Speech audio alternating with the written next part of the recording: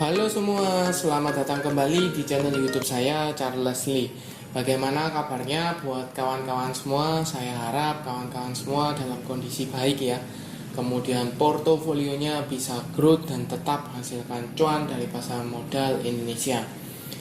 Oke, pada kesempatan kali ini saya akan membahas IHSG atau komposit untuk minggu depan ya. Dalam satu minggu ke depan bagaimana potensinya, akankah dia kembali di atas 6.800 atau malah dia bisa-bisa ke 6.700 atau the worst case-nya adalah 6.600 ya.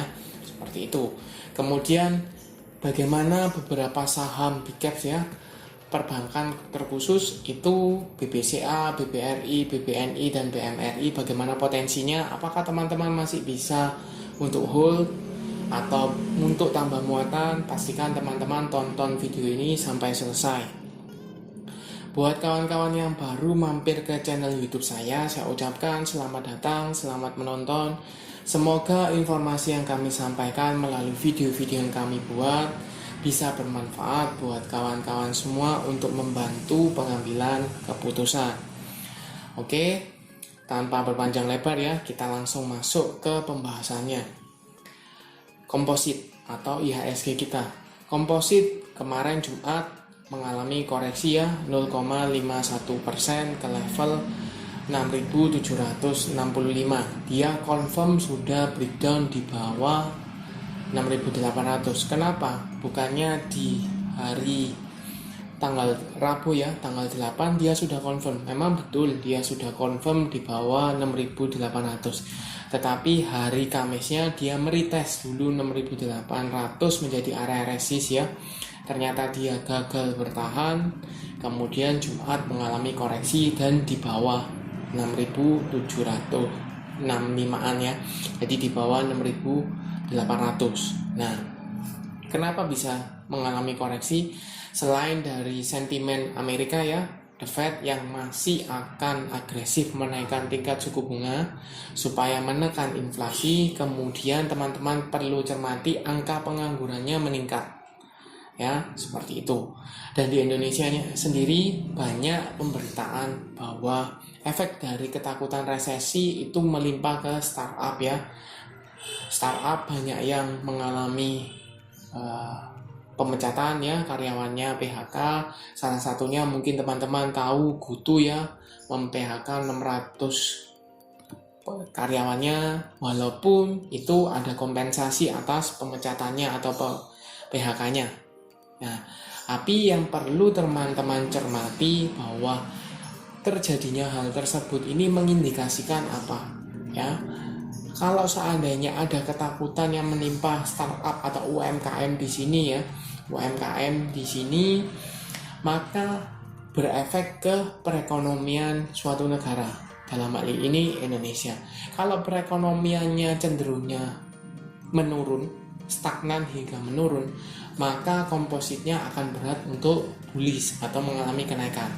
Jadi sejalan ya, kalau makroekonominya membaik ya, sentimen regional oke, sentimen dalam negerinya oke, maka kemungkinan untuk bullish, kemungkinan untuk mengalami kenaikan untuk komposit itu jauh lebih besar dibanding kondisinya penuh dengan ketidakpastian, ada ancaman dari The Fed menaikkan tingkat suku bunga ya. Kemudian kalau dinaikkan tingkat suku bunga sedangkan Indonesia tidak menaikkan, maka semakin besar gapnya ya, semakin besar gapnya maka orang atau investor asing akan semakin meninggalkan IHSG kita ya. IHSG kita ditinggalkan berarti beberapa saham big cap pasti akan mengalami penurunan, stagnan hingga penurunan ya, seperti BBCA, BBRI, BBNI, BMRI, ASI, Telkom, GoTo. Itu kan kebanyakan asing pegang ya. Seperti itu. Jadi jelas efeknya apa sudah saya paparkan. Seperti itu. Nah, kembali pertanyaannya, bagaimana potensinya IHSG kita atau komposit ini dalam satu minggu ke depan?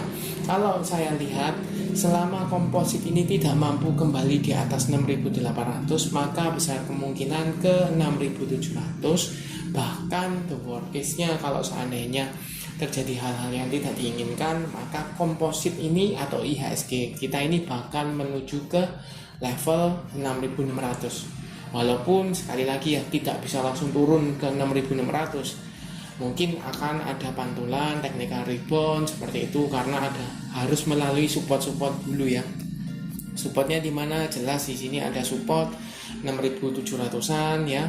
Kemudian ada support minor lagi di 6.662 60-an di sana. Kemudian di 6.600 di sana.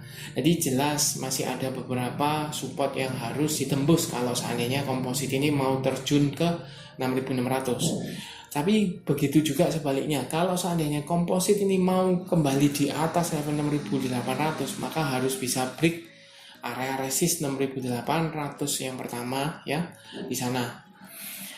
Peluang kemungkinan kalau seandainya tidak ada perubahan secara signifikan, maka komposit ini akan bergerak di 6.700 6.800 ya, masih dalam range tersebut dan besar kemungkinan akan melanjutkan koreksi.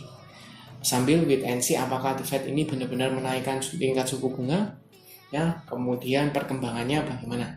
Itu untuk komposit. Sekarang kembali ke sahamnya.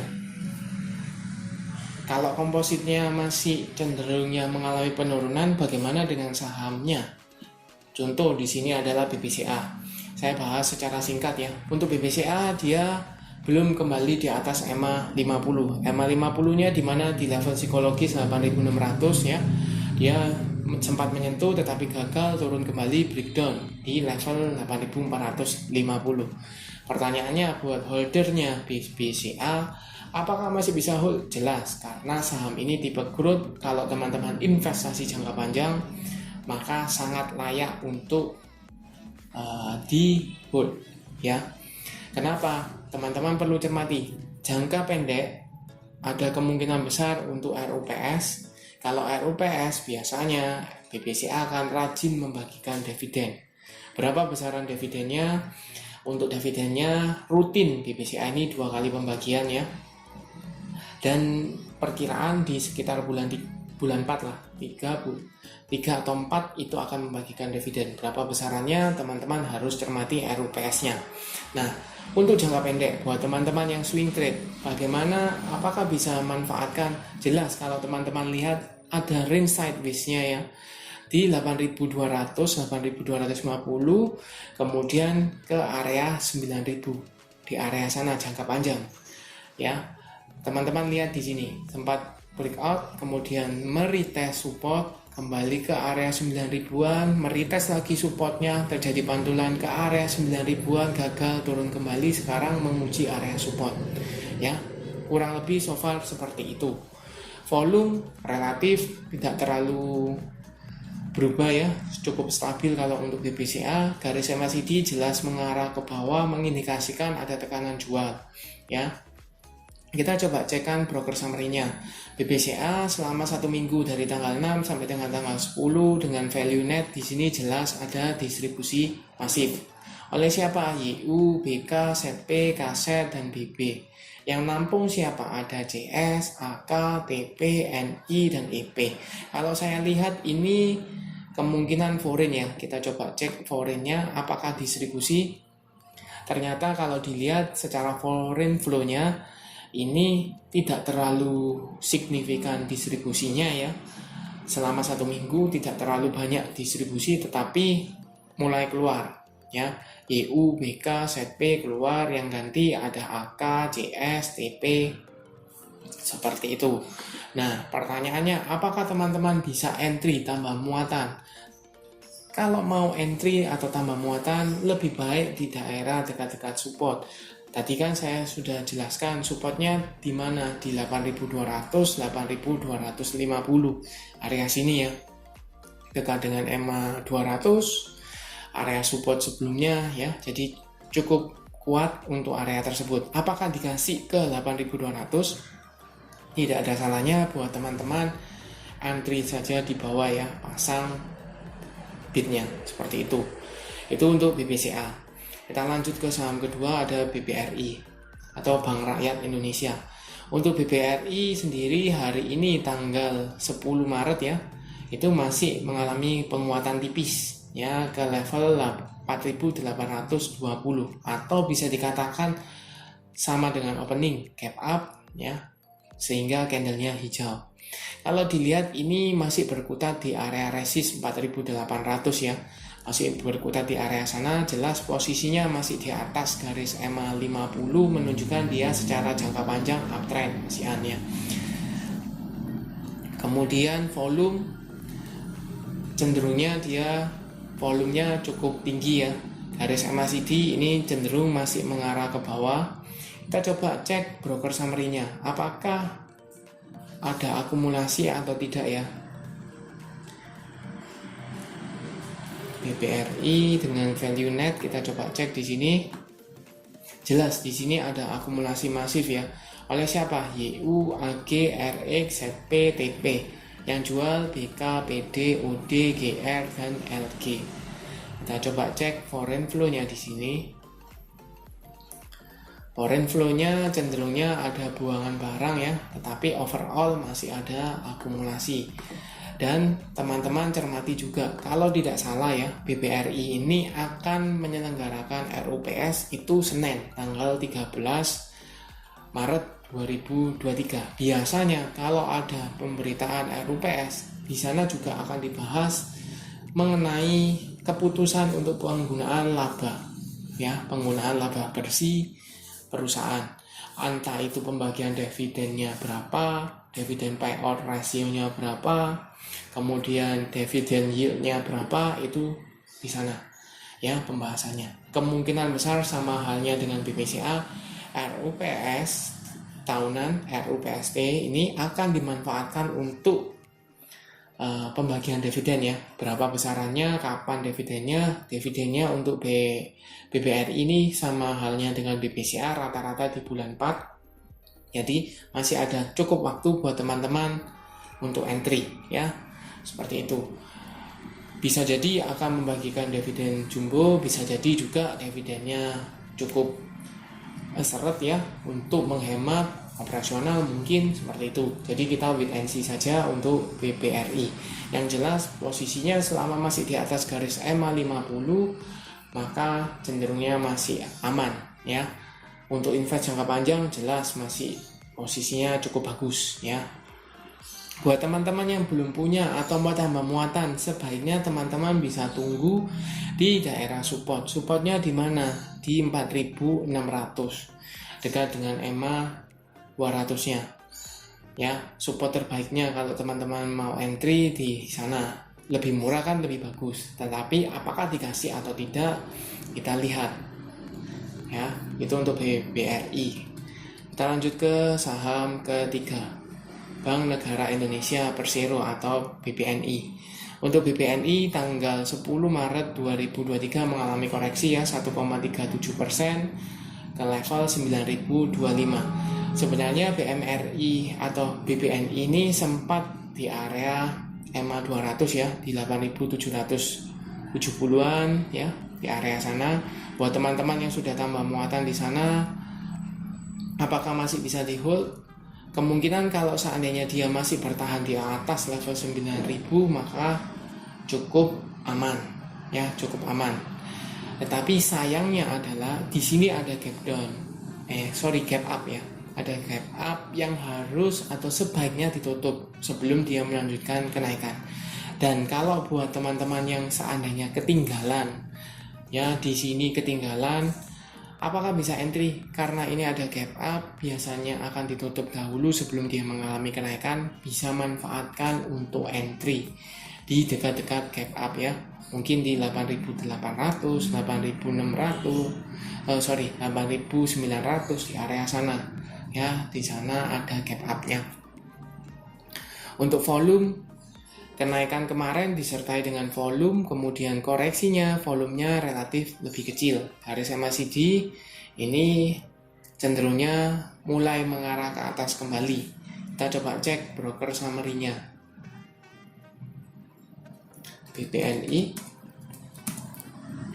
Kita cepat saja ya. BBNI ini jelas akumulasi oleh siapa? CS, MG, AK, ZP, RX.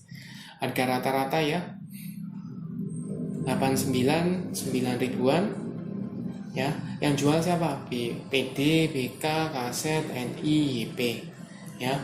Foreign flow-nya kita coba cek. Foreign flow-nya cenderungnya ada akumulasi walaupun tidak masif ya secara foreign flow. Itu untuk BBNI. Kita lanjut ke saham terakhir, BMRI atau Bank Mandiri Persero. Untuk BMRI masih berada di level 10.375 atau mengalami koreksi 0,72% pada tanggal 10 Maret 2023. Kalau dilihat masih stay di atas level 10.000 ya, masih posisinya uptrend ya, di atas EMA 50 maupun EMA area psikologis ya 10.000 jelas masih uptrend. Kemudian volume cukup tinggi, garis MACD masih malah mengarah ke atas. Kita coba cek broker summary-nya BMRI. Untuk BMRI apakah akumulasi? Jelas ya, ada akumulasi oleh KZ, YU, AK, CS. Yang jual siapa? BK, CC, ZP, EP, YP, seperti itu. Nah, overall bagaimana? Overall BBCA, BBRI, BMRI, dan BBNI ya, ini cenderungnya masih tertahan karena beberapa ya asing tukar-tukaran barang ya, jualan asing juga ada yang keluar ya. Untuk BBCA seperti itu, ada jualan ya, distribusi asing mulai keluar, walaupun BMRI kemudian BBNI ya itu ada akumulasi dana asingnya. Overall teman-teman yang sudah punya overall ya dari 3 ini masih layak untuk di hold, apalagi untuk tujuan investasi ya, seperti itu. Manfaatkan koreksinya dekat-dekat dengan area support untuk tambah muatan, seperti itu ya. Oke, sekian untuk video kali ini. Mungkin video ini relatif lebih panjang ya daripada biasanya, tapi saya harap teman-teman tonton sampai akhir supaya teman-teman dapat insight, dapat masukan apa yang harus dilakukan ya. Apakah teman-teman layak untuk tambah muatan atau bagaimana? Tonton video ini sampai selesai ya. Oke, sekian untuk video kali ini. Terima kasih sudah menonton sampai akhir. Jangan lupa like, share, dan subscribe channel YouTube saya, dan nantikan video analisa saham berikut.